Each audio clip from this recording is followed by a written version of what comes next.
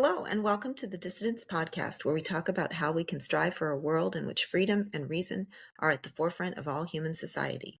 This week, we are releasing the recording of a live liberal values and practice panel discussion, Critical versus Classical Social Justice in Social Work. If you missed the live stream, here's the chance to catch up. The panel discussion inspired a series on social work education. Watch for those follow-up conversations in the third week of each of the coming months. If you want to listen to more of our panel discussions, check out the links in the show notes or visit ilvalues.org to find out how to join us for future live events. And we have with us tonight, we have Brandy Shupatinsky, Xander Keeg, and Matt. Oh, shoot, Matt, I just blanked. See this? You said you were nervous. Now I'm nervous. I've just blanked. Thanks. I am going to let each of them introduce themselves. They currently work in the field of social work and have various backgrounds and expertise. So just real quick, can we start with Brandy and have you just introduce yourself before we get started with the questions? Sure. Thanks, Elizabeth. Hi, my name is Brandy Shupatinsky. I am a licensed social worker, licensed in the Commonwealth of Pennsylvania. My experience as a social worker has been mostly working with victims and survivors of domestic violence and sexual assault within the military community predominantly. And I am currently the Director of Education and Community Engagement with the Jewish Institute for Liberal Values. Thank you. Xander, will you go next? Oh, you're on mute, Xander.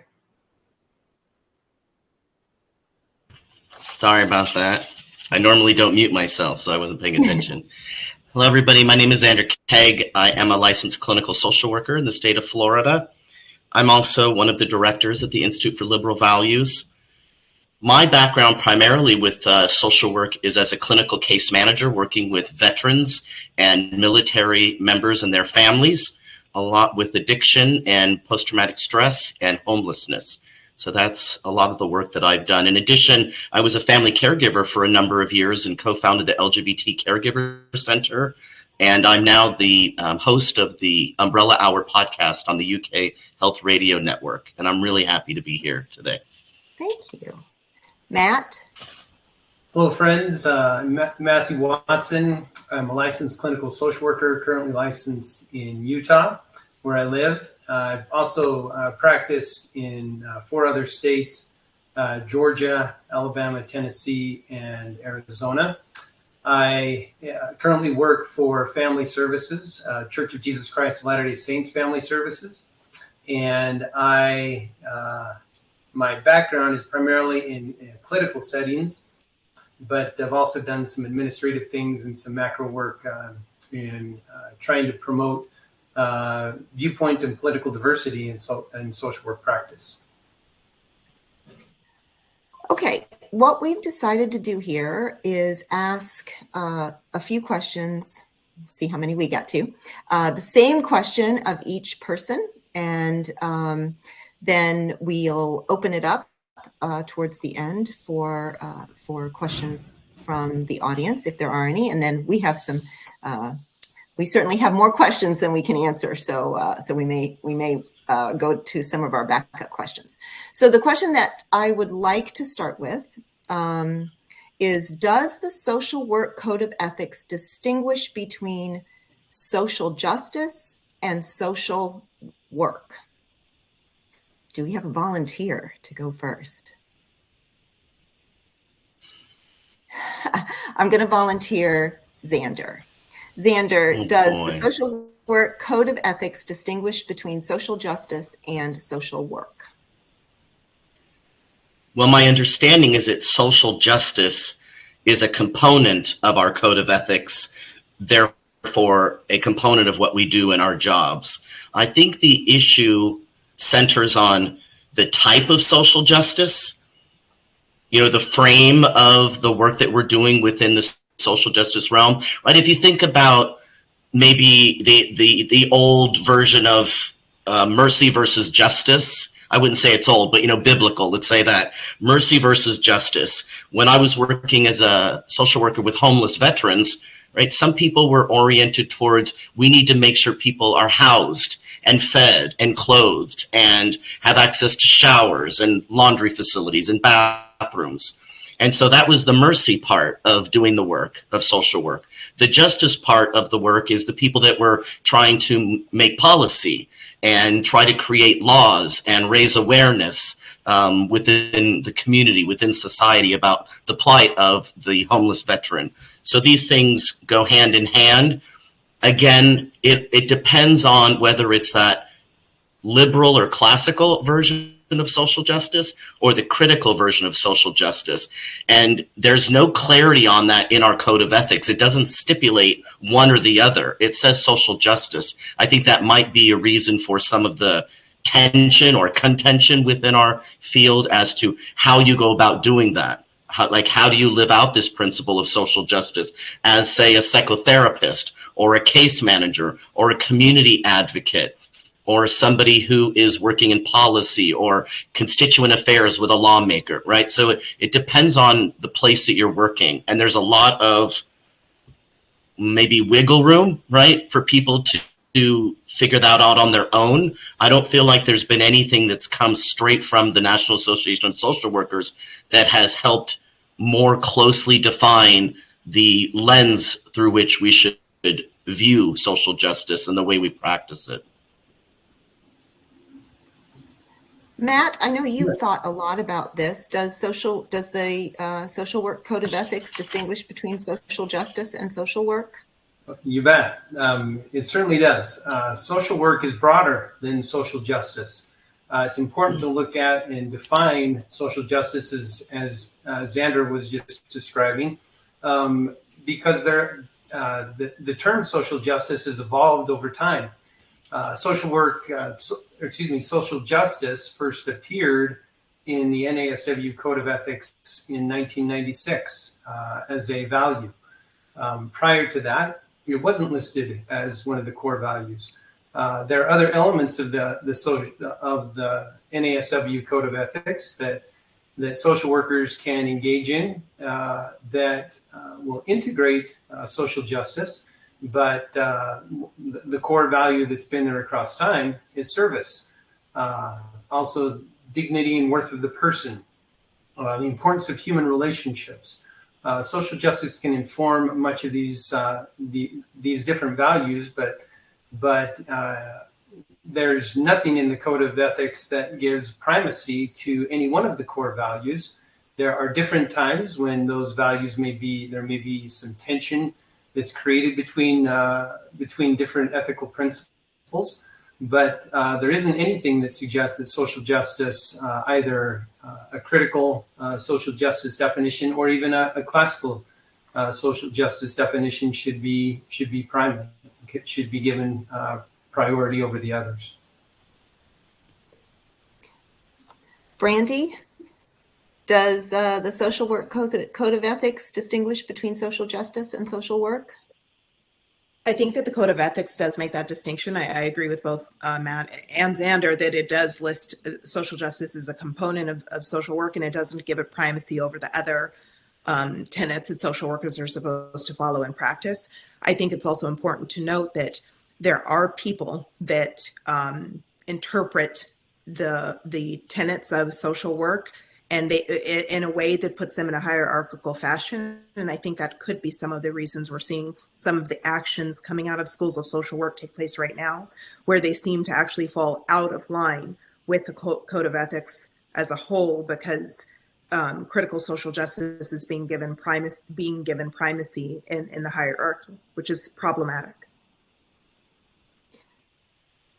So I just want to give, so I feel like Brandy may be challenged, although she agreed with Xander and Matt. She did sort of suggest that social justice issues are sort of considered of primary importance. I just want to give either Xander or Matt to respond.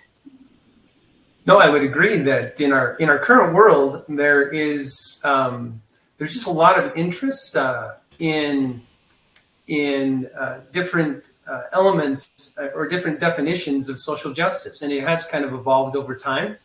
And social justice makes for a good story. There are a lot of stories within our history of people overcoming injustice, people overcoming compromises to their rights, to the way that they're treated. And so naturally, I think many people are drawn to social work for a variety of reasons, and social justice can be a strong magnet for people. At the same time, there are other people drawn to the profession of social work for other purposes, for purposes of service. I think that's for many people a primary draw. There are others who are drawn to try and help us become more competent, and competence is another tenet of core value within the code of ethics. And so I think it's natural, as Brandy mentioned, that because of the draw and the interest around social justice issues in our current world, that it has been kind of elevated or given priority, where there's nothing in there to suggest that it should. And in some ways, if we focus only on social justice, we're missing many other parts of the code of ethics and social work practice. And so it's important that we include social justice, but we don't necessarily emphasize it or overemphasize it at the expense of the other values. Before I move on to the second question, anybody else want to chime in on that one? Well, okay. Go ahead, Xander. It's a both and, right? Because the code of ethics might not give primacy to social justice, but social workers will, right? And so that can be the difference. And they're not even necessarily a member of the NASW, and they might not have ever read the code of ethics, right? They're, like Matt said, some people are drawn to the field of social work through the social justice lens, through community organizing in high school or college, right? And so that's what motivates them to go into the field of social justice. But, we're charged with working with the marginalized and the impoverished. And when you work with people and those having those experiences, you can't help but want to create justice for them, right, in society. But it's how we go about doing it. That's, I think, what is at issue here. Okay, so I'm going to go, I apologize to the panelists. I'm going to go a little bit out of order here because you brought this up. So one of the NASW values is social justice, as you pointed out, and social workers are charged with pursuing social change and promoting knowledge about oppression. So can you reconcile that charge, that social value, and promoting knowledge of oppression with the requirement to focus on client capacity for change, addressing their own needs, and the value labeled dignity, the worth of a person, that requires social workers to respect the inherent dignity of a person and to promote a client's socially responsible self-determination. So you all mentioned that last part, the pursuit of dignity, and I'm just how can you reconcile that with the value to pursue social change and promote knowledge about oppression? Well, I think it's important that we acknowledge that oppression does exist, and we need to address issues that involve oppression. At the same time, there are groups of people or individuals who are not interested in an oppressive narrative. And the oppression paradigm does not align with their interests, with their values. Even though as a social worker, I may recognize dynamics in their environment, in their culture, or their situation that to me may seem oppressive or may compromise their well-being. If they're not interested in addressing those particular issues, I have to be careful not to impose my paradigm, an oppressor or oppressed paradigm on somebody who's not interested in seeing themselves as oppressed. If they're interested in personal growth, or if they have different goals, if there are different communities, different individuals, families that want to pursue their goals through a different lens, I have to be respectful of their culture, of their interests, and be very cautious about talking to them about variables that they can't control, variables that may not be within their influence, and that don't oftentimes do a lot of good to discuss in our interventions. It's important to recognize what is influenceable, what can be influenced and what can't, and oftentimes to invest in the client's interest, the person that we're trying to serve, what their interest is, rather than introducing an oppressed paradigm into the work that we do with them. Brandy, can I get you to respond on that? Yeah, I mean, I think that it's really about balance, and one way that work can get out of balance with looking at the value of raising awareness about oppression is if that's, like Matt said, if that's not the direction a client or a community member, somebody that social worker's working with wants to go, then it's not for that social worker to impose himself on that client. And that goes back to agency of somebody that we're working with, of a client, and also paying attention to who the work is being done with and for. And so one of the concerns I have about this particular value is it can encourage people that are in this field to make the work that they're doing about themselves and what they see or label as oppression versus the communities in which they're serving. And I think that that's a balance that professional, social workers have to walk carefully and be really aware of that possibility. So Xander, can you reconcile this sort of promotion of knowledge about oppressed and oppressor groups and this dignity value? Sure. I mean, one of the differences between social work and some of the other, for example, mental health professional occupations is that if you go to school to be a psychologist, you might teach or you might do research, you might be a psychotherapist or a psychologist, mental health counselors, right? When you become a social worker, when you get a master's of social work, there's so many things you could do. So it's a really diversified occupation. You might be working in a medical hospital, a psychiatric hospital, a K through 12 school, in a jail, out in the community, your own private practice, in a group practice. So it's very diversified, similar to nursing, I think. That's usually how I make people understand how diversified we are.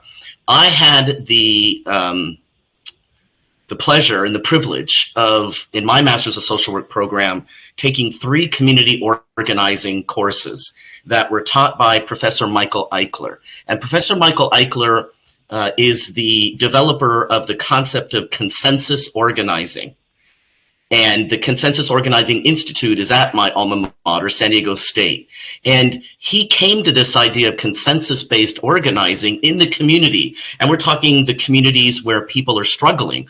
There are food deserts, right? There might be a lot of homelessness, crime, lack of good lighting and public transportation, right? Lots of different issues that our people are working with. And his background was working in those kinds of communities.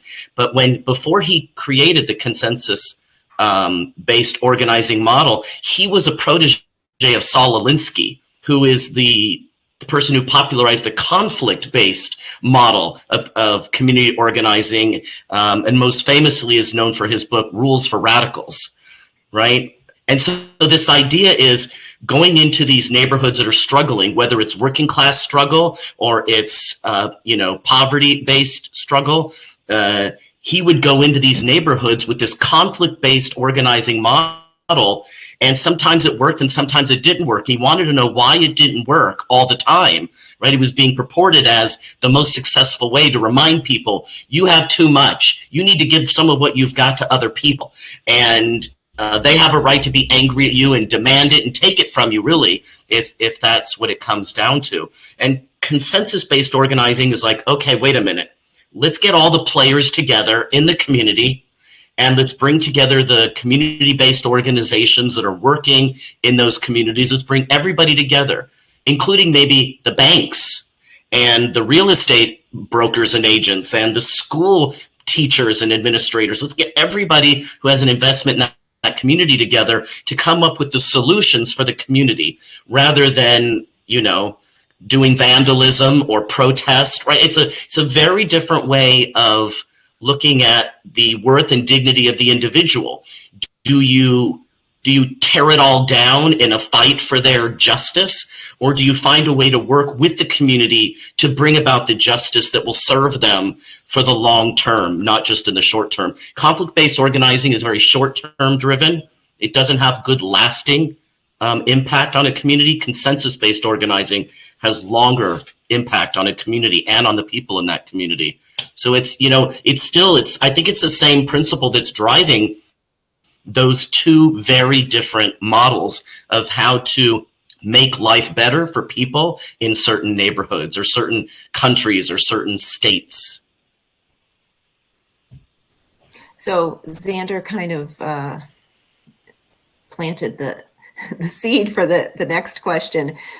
So one of the stated purposes of the NASW code is for the general public to hold the field of social work accountable. So if you were, how and for what do you recommend that the general public holds the field accountable? So I'm thinking of students and clients, as well as, people living in the community who may or may not even be aware of how they're benefiting from social work. So for the general public to hold the field accountable, what would you suggest that that people like students, your clients, and the general public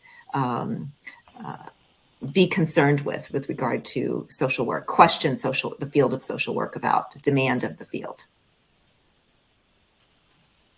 Well, I think one of the things that that is important about social work is that we recognize that we are really social workers first, and political means is one means to the end of creating peaceful pluralism, helping different cultures, helping a pluralistic culture, helping us work well together.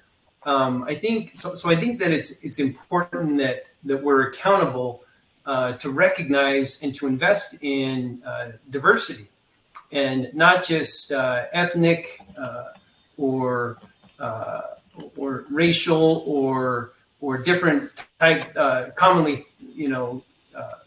sexual orientation, gender, all those kinds of things that we see as important parts of diversity.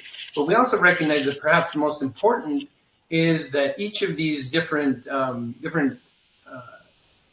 types of diversity, there are different viewpoints, different perspectives, different values within each of those groups or those populations. And so acknowledging and recognizing that different viewpoints need to be looked at and addressed and taught within social work institutions.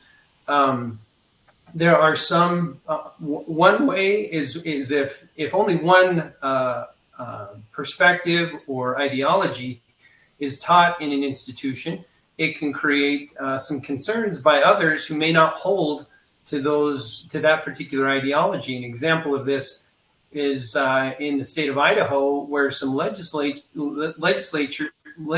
were concerned about one particular ideology being taught, and it resulted in a loss of funding to some of the universities there.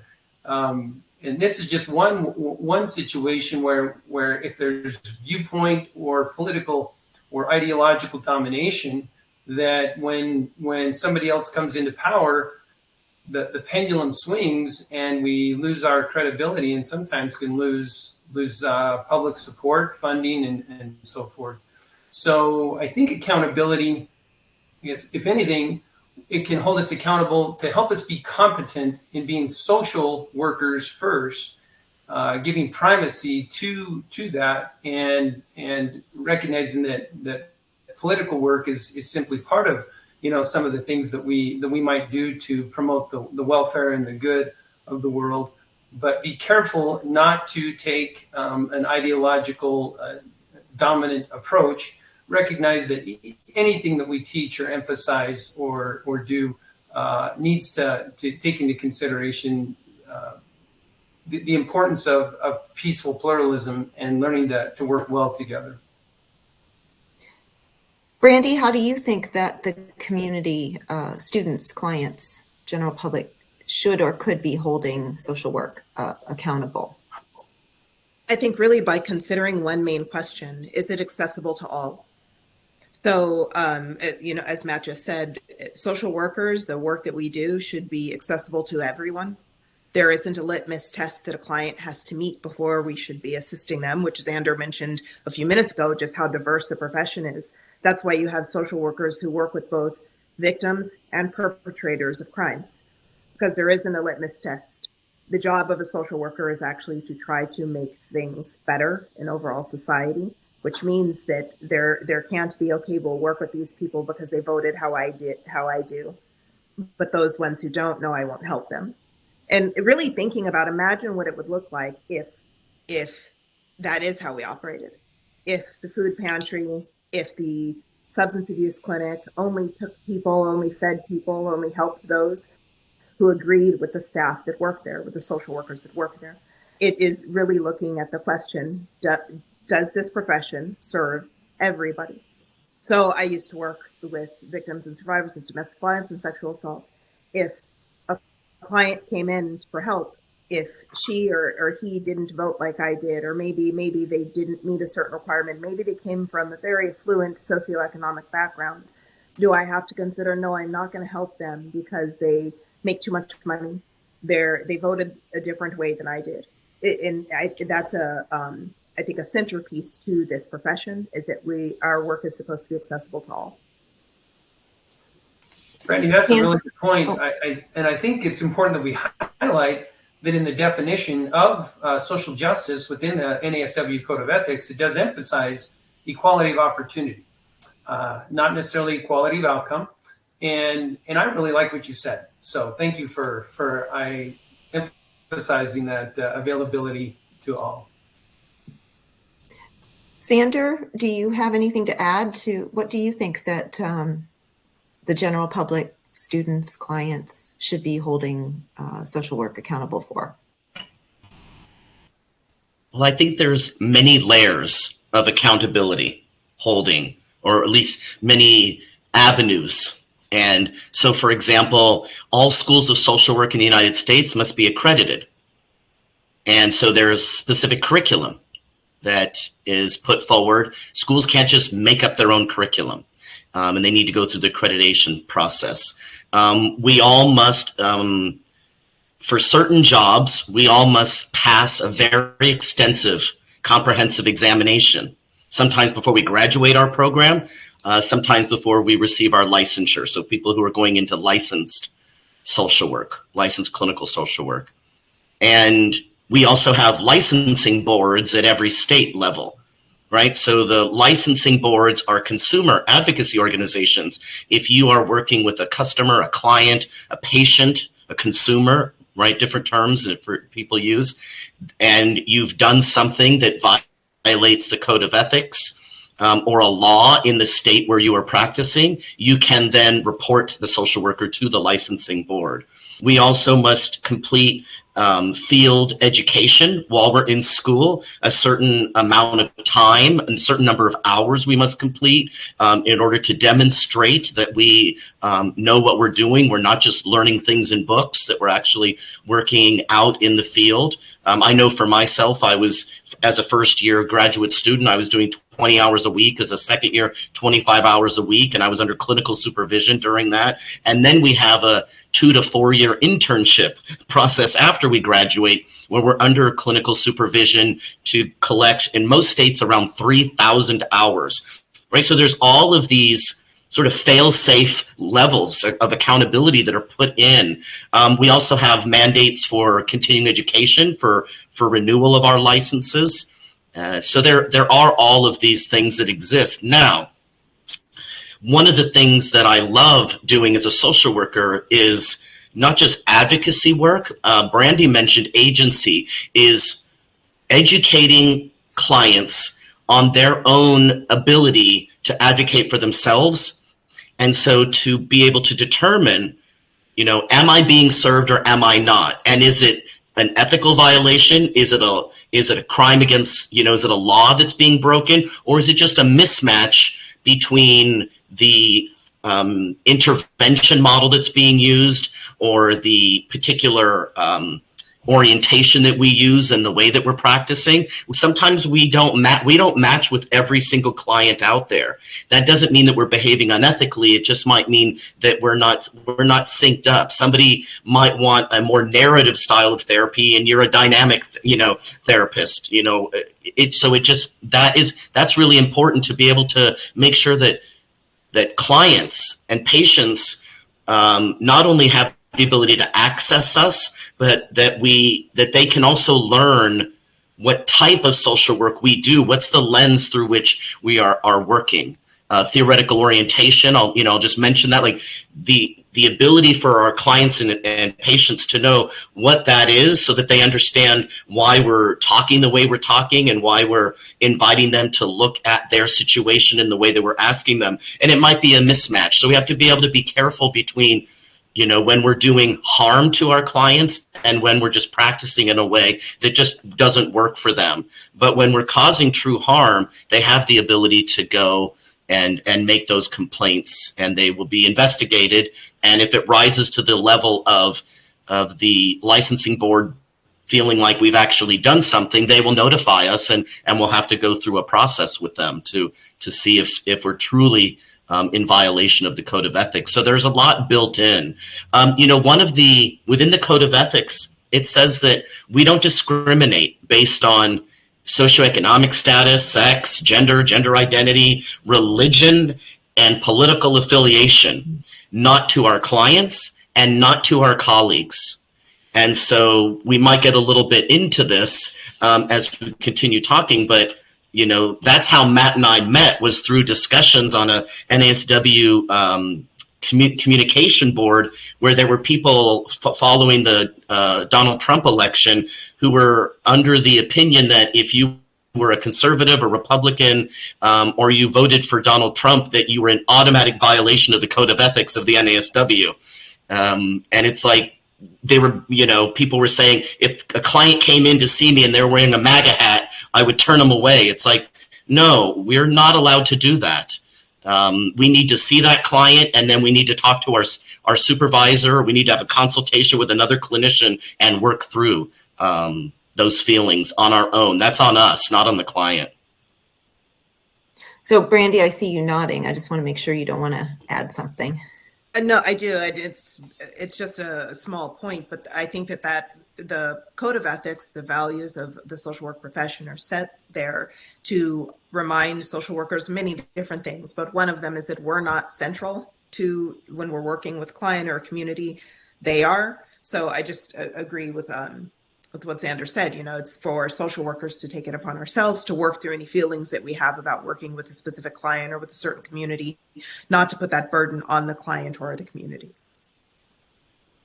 So, Matt, I can't actually see you in this view, so I just want to make sure you don't have anything to add. No, I just agree with what both Randy and Xander have said, and just recognize that competence is one of the 6 values as well. And so one of the questions that we might ask ourselves is, what evidence is there that we are competent, that our practice is competent, that we are strengthening communities, families, and individuals? Is evidence-based practice part of the work that we do? And I think that's one way that we can that we can be held accountable, is the degree to which we're demonstrating that we're making a difference.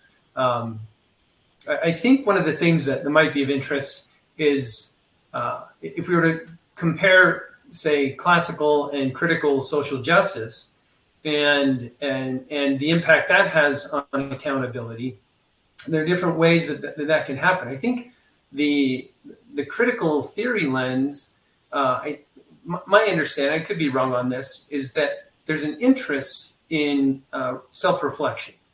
There's an interest in empathy. There's an interest, an invitation for us to understand the impact that our policies or the things, our history, the impact that has had on other people, specifically the marginalized and the oppressed. And so that cultural humility, that desire for empathy, I think to some degree that's rooted in a desire for accountability to these different constituencies. I think where it goes from there and the approaches that is taken, I think that's where we have to ask, is it effective? And can we be culturally humble? Can we be reflective? Can we be empathic and understand the impact that some of the policies in our history have had on oppressed groups? Is that making a difference? And is that really helping them become the people that they want to be and the communities that they want to be? Or is it creating more division by emphasizing different group identities rather than an overall human identity, if you will?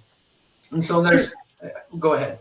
Oh, I was going to say, is there a place then that, because I think that, I mean, you've all said little bits of that.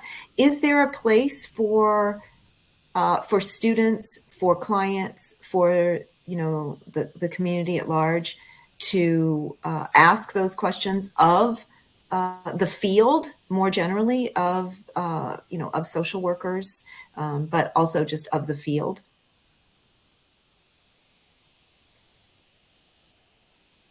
I think I understand the question. Go ahead, Xander. Sorry.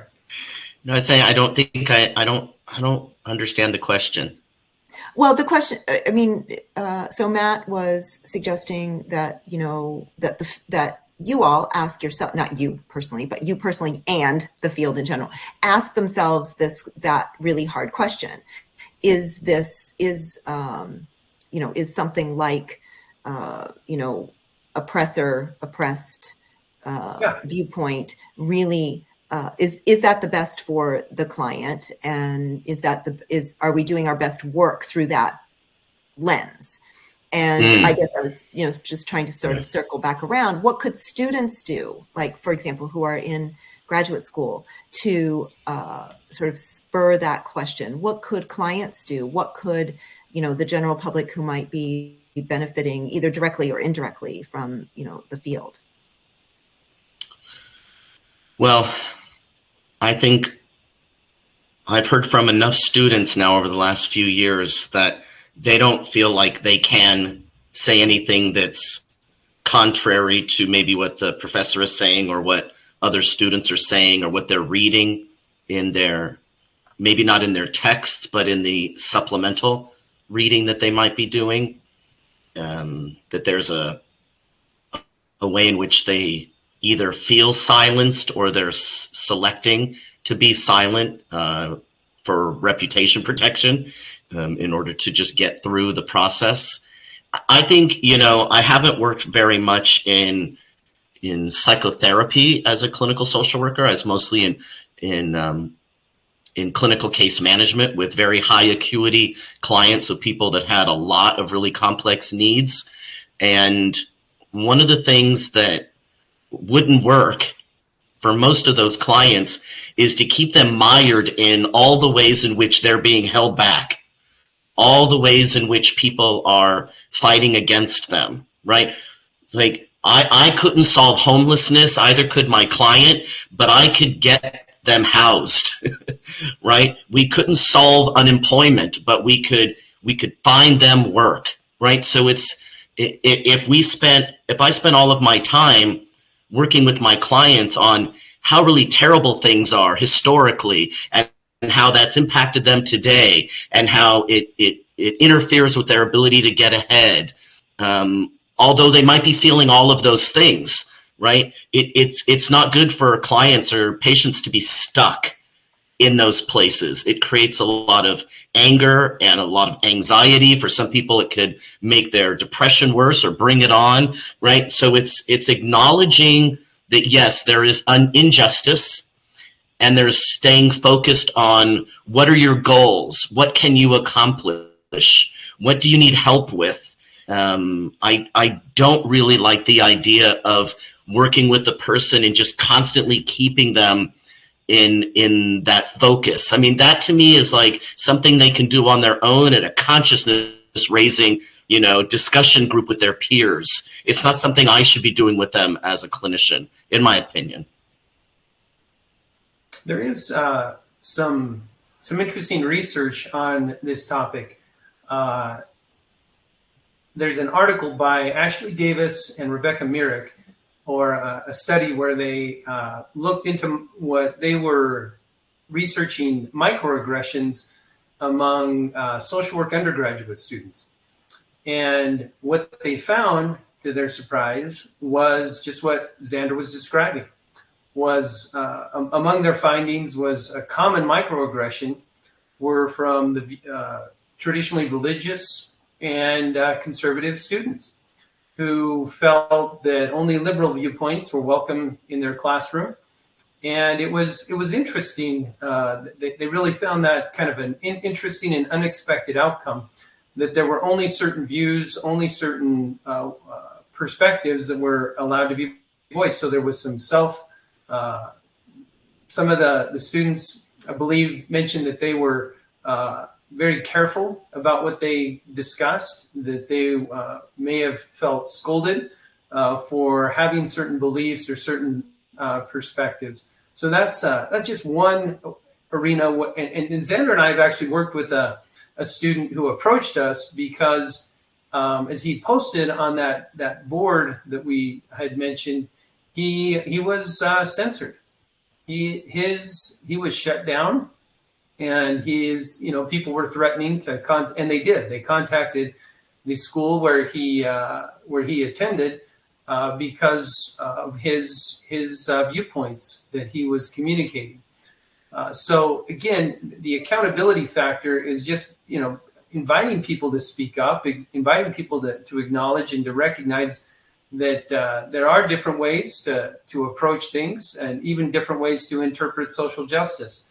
But silencing people is not the way to go about practicing social work. So I think inviting people to speak up and to talk about their perspectives is critical.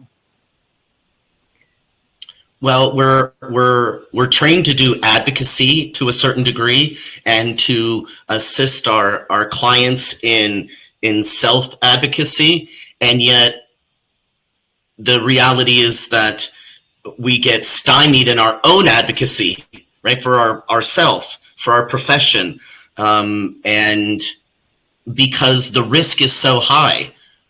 And I know that personally because I was a member of the NASW National Committee for LGBT Issues for 8 years, and I was the chair of that committee for 2 years.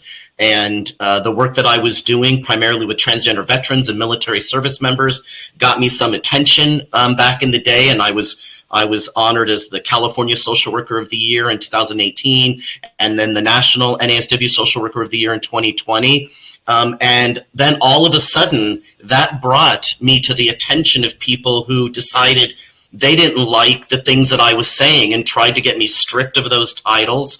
I was invited to speak at NASW conferences, and one in particular revoked that invitation because 2 individuals had contacted their chapter to barrage them with complaints about how, I think they said I was a transphobic person. And for those of you who don't know me, I'm a trans man. I completely reject the idea that I'm a transphobic person. I also did an event once with a former NASW president, who is Mitt Joyner, who is no longer with us, really wonderful woman. And she was leading these chats that were live on Facebook. And we were talking about LGBT issues, like what is the L, the G, the B, what do those letters mean?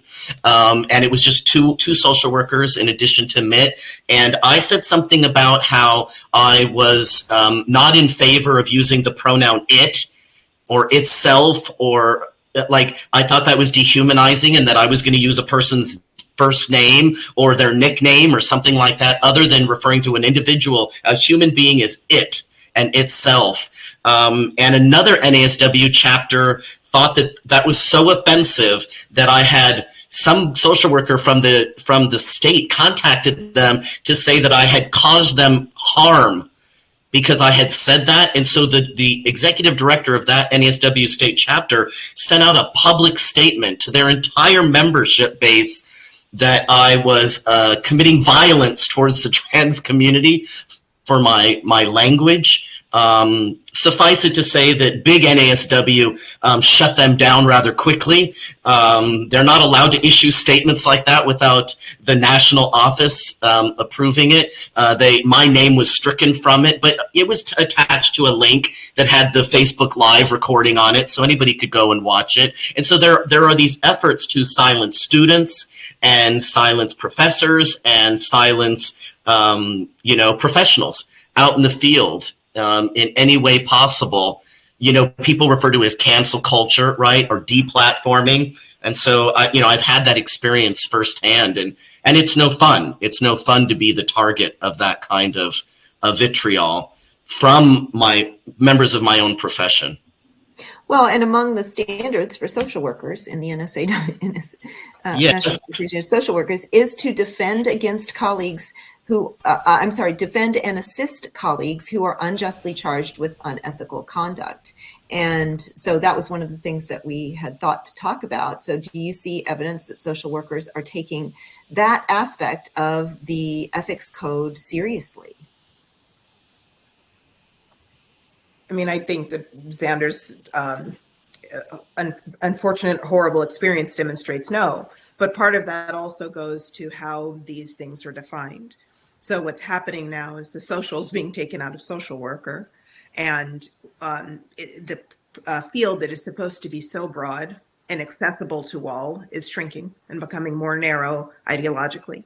And as that happens, I think that it's unfortunate, but if that continues to happen, I should say, we're going to see social work as a field, as a discipline, and as a profession become less and less positively impactful. Well said, Brandy. Well said. Before we, as we close in on the hour, we still have 15 or 20 minutes, but I wanted to make sure that we got to this question for everyone to answer. What is your vision for the future of the social work practice, for social work education, and for social work ethics? So that's three visions of the future. And Brandy, I'm going to start with you only because you already mentioned, the education piece. And so, say more as you wish. But also if you have something to say about I'm sorry, you said something about the practice piece, about education and the future of social work ethics. I mean, I hope that social work remains committed and true to the profession as it started, as far as being broad, accessible to all. And that, of course, goes back to the roots of where social workers gain their knowledge, which is, of course, in university programs, but also in field placement. So I hope that ideological or political capture of schools of social work or higher education don't continue in such a way that they make the field narrow and inaccessible to the people that we serve. Because we've talked about it for this entire time, both Xander and Matt have discussed it, how broad the field is, how broad the discipline is, but it's not so broad that there aren't standards, that competence isn't something that's highly valued and that's necessary to practice social work. And I go back to the idea that social work as a profession is supposed to be accessible to everybody, regardless of their political, religious, ideological stances on things. And people are not supposed to be shunned because they hold a different viewpoint or because they hold a certain spiritual practice. That's the point of the field, is to be able to work with everybody everywhere, which is something that social work has historically done. Matt, how do you feel about the future of social work practice, education, and the future of social work ethics? I see a future of peaceful pluralism, where viewpoint diversity is the hallmark of social work. That we don't define people by their group, we define people by their divine identity that connects all of us. We don't define people in a way that divides. We define us in ways that unite us and draw us together socially, across political differences, across religious differences, across viewpoint differences, across racial, ethnic, and anything that has divided us. I hope that through good social work, we can ultimately coexist in a pluralistic society. I see a future in social work where our civil liberties are intact, where we are not insulated from other ideas, other perspectives, but we are refined by those other ideas and other perspectives. I see the future of social work where dialogue is the way that we address differences rather than activism or a personal agenda. Those are some things that I would look for in the future, is essentially dialogue-based, peaceful pluralism, finding common ground, working across differences, being refined by our differences, improved by our differences, rather than some of the things that we've seen recently with ideological domination. How about you, Xander? What do you see? What is your vision for the future of social work practice, education, and ethics? Well, I'm in agreement with both Brandy's ideas and Matthew's. The only thing I think I'd like to add is when it comes to education, right? I said the schools of social work need to be accredited, and it's the Council on Social Work Education that does that. And my understanding is that there might be a way in which some of the curriculum that is coming out and is being put into our schools of social work, the ways in which people are being taught, right? Again, using more of the critical versus the classical or liberal social justice lens in particular, is more indoctrination than education. So I really hope that we stay true to education, which is just like the classes we take in all of the different theoretical orientations or intervention models that we learn on, how we want to work with clients based on different populations and in different settings with different backgrounds, right? So we're not told you must have this particular theoretical orientation and you must adhere to this specific intervention model, right? We have the ability to learn about the various options and make those choices for ourselves. So it's not an indoctrination process in that way, but some of the courses, which may end up being mostly electives, where there is a community organizing or a social justice lens. From what I can tell from talking to some students, they feel as if it's much more like an indoctrination. They're only being given the critical lens with which to view the issues that they're working on at that local level. Maybe even field education sites might be doing that. If you're working in a particular community, let's say homelessness, and your job is to work at a church or a social service agency, and the way in which the lens that they're using to determine why people are experiencing what they're experiencing, and how the social worker or the social work student should view them and their situation, and therefore how to work with them, right? Instead of giving them the option. It's like, if some social workers want to take a more critical social justice lens to the work that they do, that's fine. But to make us all do that, that's what I worry about, the possibility of our education going in that direction. I would agree with Sander, and just highlight that part of social work is being pro-social, pro-human. That's something that, that there are different organizations and entities out there that address these types of things, including the Institute for Liberal Values. But, there are other organizations that are trying to promote these things. The Heterodox Academy comes to mind. The Foundation Against Intolerance and Racism, Braver Angels. There are a number of entities and organizations that are helping us to really be a pro-social world where we're trying to bridge differences. Brandy, I just want to give you a chance. Do you have anything to add to that? Let's circle back around. No, I think well said. One question that Matt had sent me, since we have a couple of minutes left. So Matt had wondered, how can a social worker advocate for a position that potentially differs from an official position taken by the NASW? How can a social worker ethically advocate for a position that differs from an official position taken by NASW? So Matt, I'm gonna throw that to you, since that was a question that you hoped that maybe we might get to. I was hoping somebody else would answer that. NASW as an organization is not a monolith.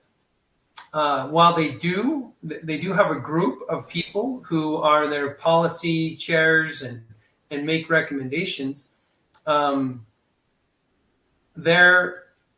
this isn't an organization, at least I don't think it is. I haven't been kicked out yet. When they're advocating for things that where I may have a different perspective, or where, for example, I think we need to have a better conversation around voting rights. And, is it really unreasonable to expect somebody to have an ID, to produce a form of identification that's so easily available to vote? And are we really restricting voting rights, or how else would you propose that we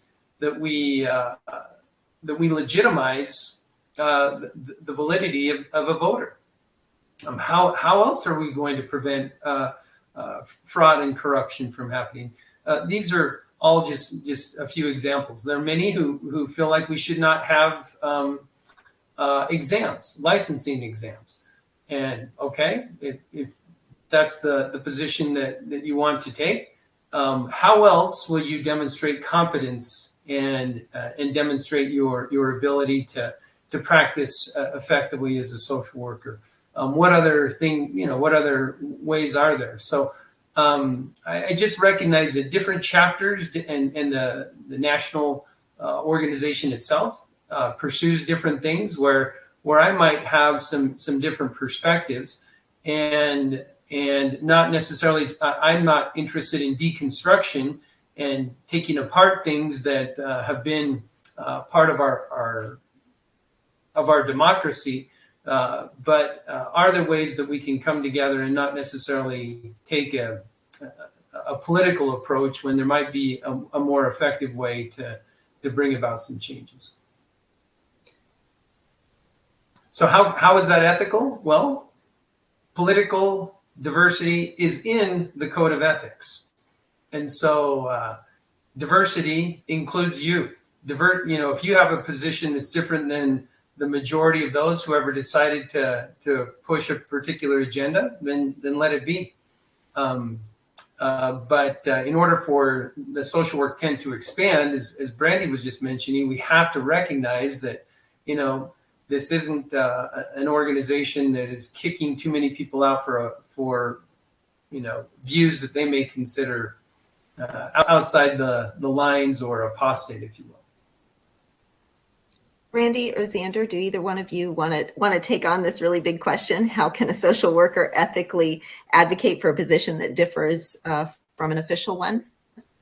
I'll just add quickly that I hope that they do it quickly, because while political and viewpoint diversity are still part of social work ethics, there is a real possibility that changes, especially if the education that newer social workers are getting is leading them down the road to think that having a more strict, rigid orthodoxy in thinking is the direction the profession goes, then I worry that may trickle up to things like the NASW. And if that happens, I think that there are a couple of different courses of action that can happen at the level of the NASW. One can be that the organization itself ceases to be relevant. Perhaps an alternative association comes up, but what does that do to the field? I think it has the potential to degrade it. So I just hope that people take not really advantage, but acknowledge that there is a privilege to having an association that allows and celebrates and welcomes viewpoint diversity. And in order to keep it, we need to engage it.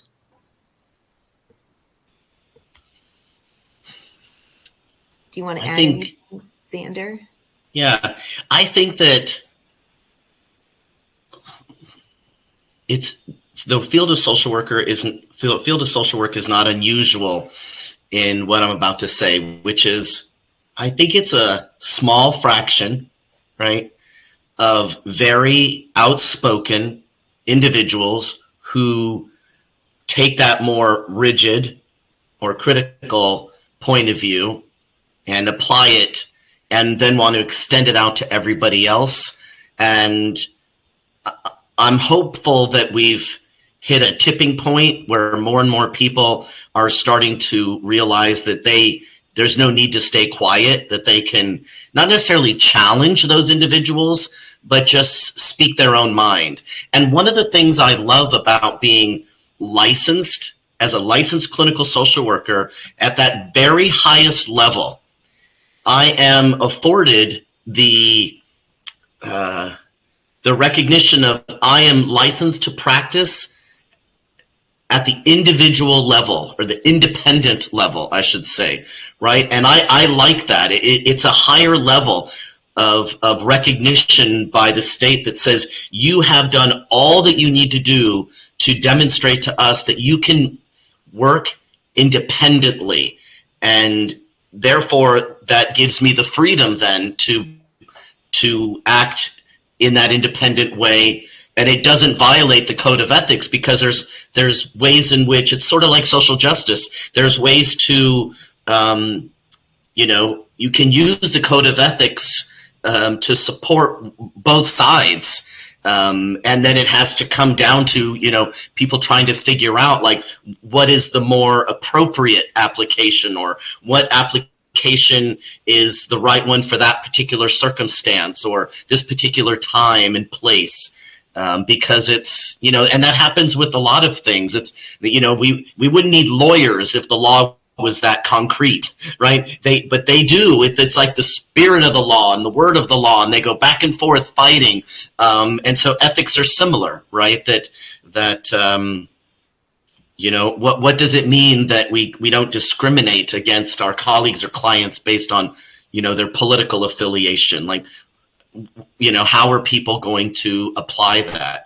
And again, there are people who are social workers who aren't NASW members, have probably never read the Code of Ethics, but we're all required to take a course in ethics in order to graduate. But maybe the emphasis is heavier on the state than the official association Code of Ethics, because we also have laws and ethics at the state level. So it's I'm hopeful, because I feel like we have reached that tipping point. There's always going to be the rebel rousers. And especially in social work, there's actually a lot of good that has come out of that over the years. We don't want to stamp it out completely. I don't. That's not my goal, at least. I think there's good energy and good motivation for the most part. I think we're just looking at a small group of people that are just sort of hell bent on. Well, Matt used the word deconstruct. I would say, destroy destroy certain parts of our society or individuals' lives. But again, it's not the majority. It's not even close to that. So I'm hopeful in that way. I do have a couple of questions that we didn't talk about because they came from social work students.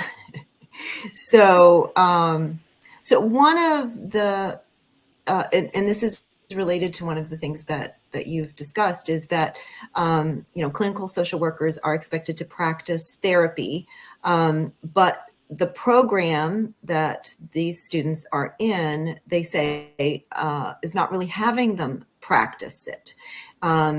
This one student says, I've been getting by, but many of my cohort has complained about the lack of application and skills training. And then related to something else that you mentioned, social work's lack of testing. It seems that we just write papers. It's a deposit dump. There isn't a push to have things memorized, be able to recall things. They're trying to remove the LCSW exam because maybe statistically the test doesn't fare well for different populations. So if they're going to keep the practicing, so you'd have to be practicing for 2 years. So how are they going to manage this? This is, a student asking, and obviously stressed, right? Because they feel like, I don't know if I'm going to be able to get my hours in. I'm not sure I'm getting the right training. And then, and yet I'm reading these 2 books, the student says, on critical race theory, and not enough science in the books. So social work is great at identifying issues, not great at finding solutions. So I'm just wondering, if any of you have some thoughts on that that's related to some of the issues that you brought up. Yeah, I mean, I would say that when I was in my MSW program, I remember people saying, and I think I felt this way to a certain degree, I don't feel like I'm ready to go out and be a social worker. But that's not unusual. Most MSW programs are 2 years. Sometimes people do an extended one, it's 3 years. And so there's so much you have to learn. And you're doing an internship, but each of those years that you're in your studies, but the ability to just go right out of graduate school and be a high performing clinical social worker, well, no. But I don't think we should expect that. People go through 3 years of law school. Law school doesn't prepare you to be a litigator, right? Law school teaches you how to read law and discuss law and maybe teach law. You have to get out of law school and you need to get more experience, right? Direct experience litigating. And so I think it's the same way. Medical school, you don't just graduate med school and all of a sudden you're just a big doctor who knows how to do everything. You have to go through a residency and you have to go through, there's a lot of levels. And so I think we should, I like to let social work students know, or people I know who are thinking of going into the social work profession, like, don't expect that you're going to graduate and know exactly how to be a social worker. The other thing is that some of the programs, I don't think prepare students for taking the LCSW exam. My program, we had midterms and finals in every class. We had an exam to go from the first year to the second year, and we had a big exam. These were like 4-hour exams to graduate. I feel like I was prepared to take the LCS exam at the national level, whereas some of my colleagues that I've met who went to school, they didn't take any tests at all. They didn't even have quizzes. They wrote papers, they did group projects, they did research assignments. They didn't take any tests at all. And I wish that right? That's not part of the accrediting process. They don't have to all have tests. There's that, flexibility in the programs that way. But I think the people that probably struggle the most with tests are the ones that aren't being given tests along the way in their academic pursuits. I'll say so quickly. I don't have my clinical license. I have my master's level license. I didn't pursue my clinical level license because I didn't want to practice as a clinician. I wanted to do more macro and meso level social work, which I have for the most part. However, my course of study during my MSW program was very rigorous. And again, some of it was choice, some of it was which electives I chose, but I made sure to take those courses in case I changed my mind, and actually wanted to at any point go on to pursue my clinical level license. And those courses were very specific on working with people struggling with substance abuse, with other types of mental health disorders, and looking at actual function of the brain. So it really does depend on the program. It can depend on the university and what types of concentrations they offer. But I think that what's key here is not thinking that because students aren't being prepared in their programs to pass the clinical license exam, doesn't mean you need to get rid of the exam. It means we need to better prepare future clinicians. Getting rid of we're working with people who are in many instances dealing with life and death situations. We need the most competent people possible doing that work. It's a huge responsibility. If students aren't passing the clinical licensure exam at the rate that we would hope, that doesn't mean we need to lower the standard for the exam. It really does mean we need to raise the level of education the students are receiving in their programming and afterwards, because like Xander said, you don't finish your 2 or 3 year MSW program prepared to go out and work with the most acute cases of substance abuse or mental health disorders. You do those following on hours, working with a professional who's been in the field for years, who has that experience to mentor and to teach. The learning continues after graduation. That's a really interesting thing. This kind of raises some issues that came up earlier about how does the public hold us accountable as social workers? And Brandy, I was just having this thought, and then you just mentioned that, you primarily do macro social work. I'm not aware of a macro social work credential. Are you aware of one, or does that exist in any states that you're aware of, or any? Not that I'm aware of. I mean, again, that doesn't mean it doesn't exist. I'm sure there are other certifications that one could get doing that, but I don't know if there's. I've never heard of it, and so if it's not regulated, or if there aren't standards for macro social work, what are these? I think it would be important to go in and help students be good consumers of their education program and ask, what is it that you want to do? What is your career path? And does it align with whatever organization? Will this organization help you achieve your goals and your interests? Not just, provide you with a degree. Does it prepare you to practice in some way? And how do we know that? And is there a credential? Because maybe that's why, a lot of people seek the LCSW is because at least it's a credential. Right. And that I think it comes to play looking at program. My university, I got my MSW from USC, the University of Southern California, and we had different concentrations. And in those concentrations, it's built-in standards. You had to take specific course of study that your concentration, that it would support you earning the degree in that concentration. I know it's not that way at every university. And again, that's only a university level kind of standard. It's not a state level or national standard. Interesting. I think it's called the Association of Social Work Boards, which administers the licensing exams. And there are bachelor level and master level examinations. And at the master's level, there's the clinical and the generalist. And so some states require even those with a bachelor of social work to be licensed or certified within the state. And so for people, for example, if you're going to be a community organizer, or you're going to be a discharge planner, or you're going to be a case manager, you might not need the clinical license, but in some states you have to get something. They want you to demonstrate competency, even though you're not going to be a psychotherapist or working in a job that requires the clinical license. So you can take this generalist test, and so it's testing for very different components of the work that you're going to be doing. So because I've been licensed in several different states, and I was looking at all the different, types of licenses that they offer and what the requirements are. And that's when I learned that in some states, even the bachelors of social work people have to have a credential for the state in order to do anything that they're doing and call themselves a social worker.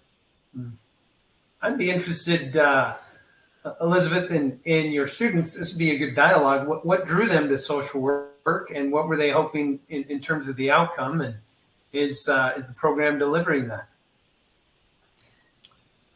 Yeah, I was thinking as we were, sort of wrapping this up, I'm kind of like waiting to make sure that there's no other questions, because I certainly have other questions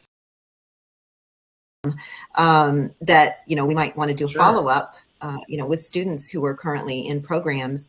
We don't have to, we don't have to trash a program, but, concerns, that they have about, the education they're getting and whether they're ready. And I think that they'll be happy to hear, what you said, Matt, and well, all three of you, or Xander, like, you don't just graduate and hit the ground running. It's okay to feel insecure right now. And that doesn't mean that that there's not more or better or whatever education to be had, and that they shouldn't ask for it, right? Right. But that they also shouldn't feel that they're, that they're in trouble, I guess. Right. So Brandy, I just want to make sure before I ask another question, again, I'm not seeing any more questions from the people who are here, but I did have another one, but I want to make sure to honor if you need to leave. I do. I have to go. I have another thing I need to get to, but I want to say thank you, Elizabeth. It's great being here talking with you, Xander and Matt, and hope to do it again soon. You bet. Thanks, Brandy. Thanks, Brandy. Well, thank you all for being here for this panel. I think we just got the conversation started, like I said, and thank you, Brandy Shupatinsky, Xander Keg, and Matt Watson. Thank you all for coming here and for joining Circle. Yeah. Happy Social Work Month. You bet. Thank you.